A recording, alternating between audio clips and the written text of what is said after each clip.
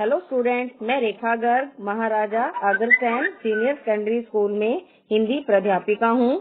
आज हम वितान भाग 2 का पाठ 3 अतीत में दबे पांव पाठ का सार पढ़ेंगे।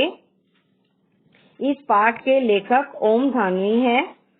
आज हम इस पाठ के कुछ मुख्य बिंदु को दोहराते हुए इस पूरे पाठ को समझेंगे। 17 पेज का यह पूरा पाठ है। मेरी कोशिश रहेगी कि सरल से सरल शब्दों में और कम से कम शब्दों में मैं आपके सामने इस पाठ को प्रस्तुत कर सकूं। यह ओम थानवी का यात्रा वृतांत व रिपोर्ट का मिला जुला रूप है। उन्होंने इस पाठ में विश्व के सबसे पुराने और नियोजित शहरों मोहनजोदड़ो और हड़प्पा का वर्णन किया है। भारत में प्राचीन सभ्यता की खोज के लिए 2 स्थानों पर खुदाई करवाई गई थी। आज ये दोनों स्थान पाकिस्तान में हैं। पहला स्थान पाकिस्तान के सिंध प्रांत मोहनजोदड़ो के नाम से प्रसिद्ध है और दूसरा पंजाब प्रांत में हड़प्पा के नाम से जाना जाता है। अब हम सबसे पहले मोहनजोदड़ो के बारे में समझेंगे कि मोहनजोदड़ो में किस तरह की बनावट थी, क्या हमें वहां से अवशेष मिले हैं और लेखक उन अवशेषों के आधार पर अपने क्या विचार इस पाठ में प्रस्तुत करता है। मोहनजोदड़ो और हड़प्पा विश्व के प्राचीनतम नियोजित नगर माने गए हैं। मोहनजोदड़ो का अर्थ है मुर्दों का टीला।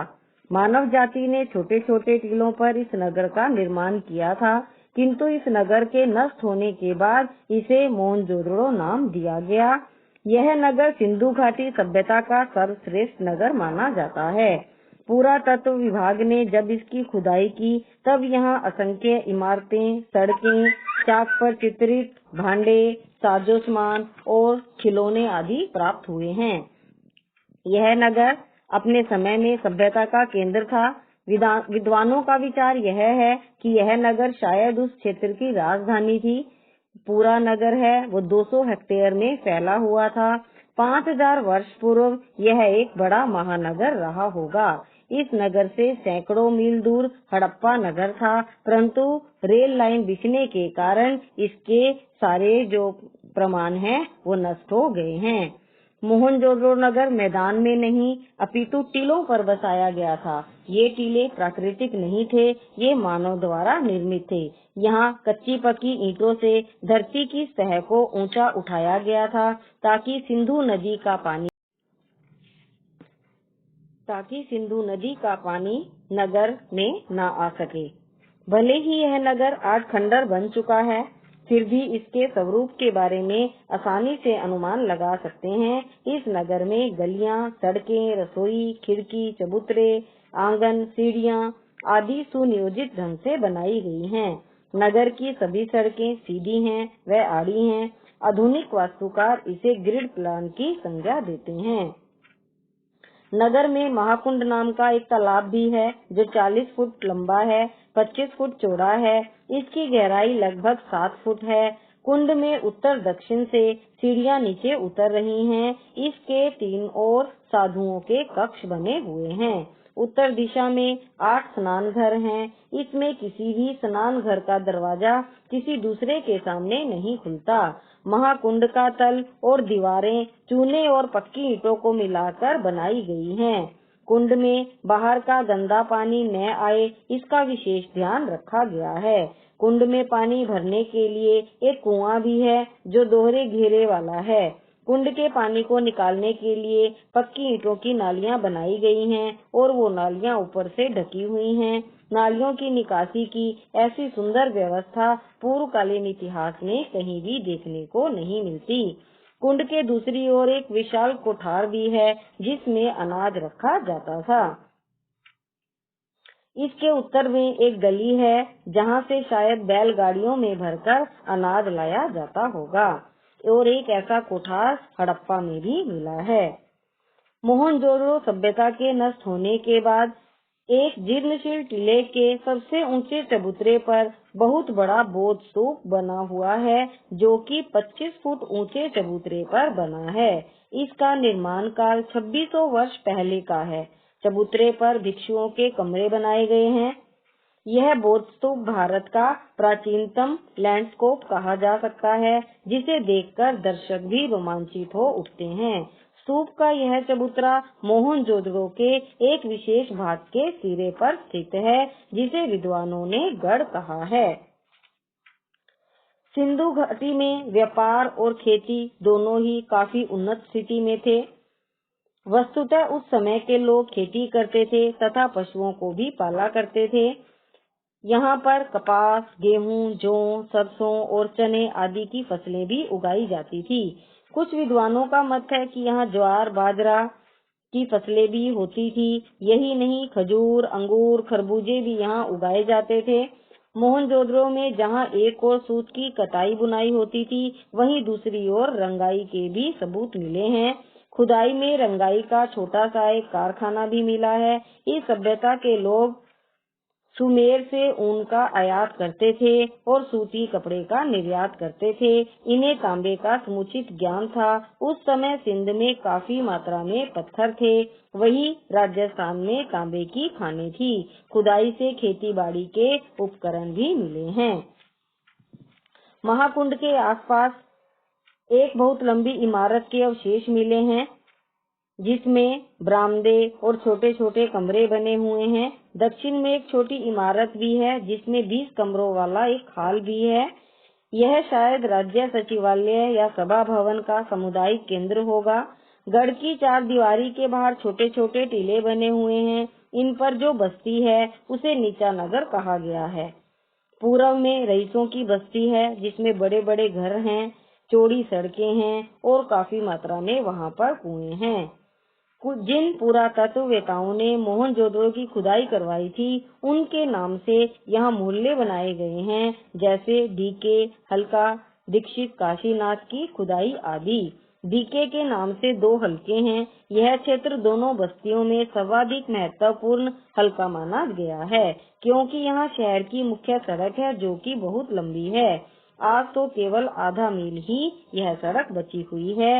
इस सड़क की चौड़ाई 33 फीट है। भले ही सड़क के दोनों ओर मकान बने हैं, जिनमें से किसी का भी दरवाजा बीच सड़क पर नहीं खुलता। घरों के दरवाजे अंदर की गलियों में खुलते हैं। मुख्य सड़क से गली में जाकर ही किसी घर में पहुंचा जा सकता है। प्रत्येक घर में स्नान घर हैं। खुली नालियां भीतर बस्ती में भी नहीं है।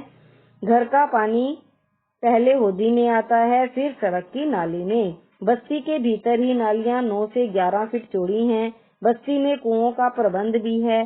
पूरे नगर में लगभग 700 कुएं हैं। मोहनजोदड़ो को जल संस्कृति का नगर कहा गया है, क्योंकि इसमें नदी, कुंड, तालाब, स्नानघर, कुएं और पानी निकासी की व्यवस्था भी है। इन घरों में पत्थर का उपयोग नहीं किया गया है। छोटे तथा बड़े घर एक ही पंक्ति में बनाए गए हैं। ये बड़ी बस्ती में जो पुरातत्व शास्त्री काशीनाथ दीक्षित के नाम पर डीके हल्का है, वहाँ के मकान की बात हो रही है। वहाँ पर हो सकता है कि 2 मंजिल वाले मकान रहे होंगे। इन घरों में पत्थर का उपयोग नहीं किया गया है। अधिकतर घर हैं वो 30 गुना 30 फुट के हैं। इनमें से कुछ दुगने और कुछ तिगने आकार के भी हैं। सभी घरों की वास्तुकला एक जैसी है। नगर में एक मुखिया का घर भी है, जिसमें 20 कमरे और 2 आंगन है। बड़े घरों में ऊपर की मंजिल होने के प्रमाण मिले हैं। घर चाहे छोटा है, चाहे आकार में बड़ा है, लेकिन जो कमरे हैं वो बहुत ही छोटे हैं। इससे पता चलता है कि वहाँ पर जनसंख्या काफी अधिक होगी। घरों में सीढ़ियाँ, संकरी तथा पायदान ऊंचे हैं। जैसा कि आपने पुराने मकानों में देखा भी होगा कि सीढ़ियाँ हैं, उनके पायदान काफी ऊंचे होते थे और उनकी चौड़ाई कम होती है। घरों की खिड़कियों तथा दरवाजों पर छज्जों के कोई सबूत नहीं मिले। ऐसा लगता है कि इस नगर में नहर नहीं थी। हो सकता है कि बारिश खूब होती हो, क्योंकि कुओं का तो यहाँ कहीं भी अभाव नहीं है। मोहनजोदड़ो की गलियों और घरों को देखकर लेखक को राजस्थान के घरों की याद आ जाती है, क्योंकि वहाँ पर भी जौ, बाजरे की खेती होती थी, बेर भी होते थे। जैसलमेर का कुलधरा गांव है जो, वह मोहनजोदड़ो से मिलता जुलता है। इस गांव में लोगों का राजा से झगड़ा हो गया था, इसलिए वे सभी गांव खाली करके चले गए। पीले पत्थरों से बना यह सुंदर गांव आज भी अपनों की राह देख रहा है। राजस्थान के अतिरिक्त पंजाब, हरियाणा, गुजरात में भी कुएं, कुंड, गली कूचे तथा कच्ची पक्की ईंटों के कई घर वैसे ही मिलते हैं। मोहनजोदड़ो भले ही आज खंडर है, किंतु यह सिंधु घाटी सभ्यता का अजायब घर कहा जा सकता है। यह अजायब घर छोटा सा है, इसमें सामान भी कम है। मोहनजोदड़ो की खुदाई से निकली वस्तुओं का पंजीकरण भी किया गया था। उनकी संख्या 50,000 से अधिक है। इसकी मुख्य वस्तुएं दिल्ली, कराची, लाहौर और लंदन में है, परंतु यहाँ जो चीजें दिखाई गई हैं वे विकसित सिंधु घाटी की सभ्यता को दिखाने में सक्षम है। इन वस्तुओं में काला पड़ गया गेहूं, तांबे, कांसे के बर्तन, चाक पर बने मिट्टी के बर्तन, दीपक, तांबे का आईना, मिट्टी की बैलगाड़ी, अन्य खिलौने, मिट्टी के कंगन, रंग बिरंगे पत्थर के मनकों वाले हार तथा पत्थर के औजार हैं। इस अजायब घर में अली नवाज नाम का व्यक्ति तैनात किया गया है, जो बताता है कि पहले यहाँ सोने के आभूषण भी थे जो कि चोरी हो गए। अजायब घर को देखकर हैरानी की बात यह लगती है कि यहाँ कोई हथियार नहीं मिला। ऐसा प्रतीत होता है कि यहाँ की सभ्यता में शक्ति के बल पर अनुशासन कायम नहीं किया जाता था। यहाँ कोई सेना भी नहीं थी। यह सभ्यता सांस्कृतिक तथा सामाजिक व्यवस्था पर टिकी थी, इसलिए यह अन्य सभी सभ्यताओं से भिन्न प्रतीत होती है। वहाँ पर न तो कोई सुंदर राजमहल है, न मंदिर है, न ही राजाओं और महंतों की समाधियां हैं। मूर्ति शिल्प भी छोटे बड़े आकार के हैं। राजा का मुकुट भी छोटे आकार का है। नावें हैं, वह भी छोटे ही साइज की हैं। लगता है उस काल में लोगों में लघुता का विशेष महत्व था। मोहनजोदड़ो सिंधु सभ्यता का सबसे बड़ा नगर रहा होगा। यह साधन और व्यवस्था की दृष्टि से समृद्ध प्रतीत होता है। इसमें ना तो भव्यता थी और न ही किसी प्रकार का कोई आडंबर था। यहाँ से प्राप्त हुई लिपि अभी भी नहीं पढ़ी जा सकी है, इसलिए यहाँ की सभ्यता का समुचित ज्ञान हमें अभी प्राप्त नहीं हुआ है। अजायब घर में तांबे और कांसे की बहुत सारी सुइयां मिली हैं। काशीनाथ दीक्षित को सोने की 3 सुइयां मिली, जिनमें से एक तो 2 इंच की लंबी है। हो सकता है यह सुई कशीदकारी के काम आती हो। खुदाई में मोहनजोदड़ो के नाम से प्रसिद्ध जो दाढ़ी वाले नरेश की मूर्ति प्राप्त हुई है, उसके शरीर पर आकर्षक गुलकारी वाला दुशाला भी है। खुदाई में हाथी दांत तथा तांबे के सुए भी मिले हैं। विद्वान मानते हैं कि इनसे शायद दरियों की बुनाई की जाती थी। मोहनजोदड़ो में सिंधु के पानी का निकास होने लगा है, जिसके कारण मोहनजोदड़ो की खुदाई का काम रोकना पड़ा है। पानी का रिसाव होने के कारण क्षार और दलदल की समस्याएं सामने आई हैं। लेकिन हमारे सामने सबसे बड़ी समस्या यह है कि मोहनजोदड़ो की सभ्यता के खंडरों को किस प्रकार बचाया जाए। इस वीडियो के बाद आपको इस पाठ से संबंधित कुछ प्रश्न दिए जाएंगे। वे प्रश्न आपने याद करने हैं और याद करके कॉपी पर लिखने हैं।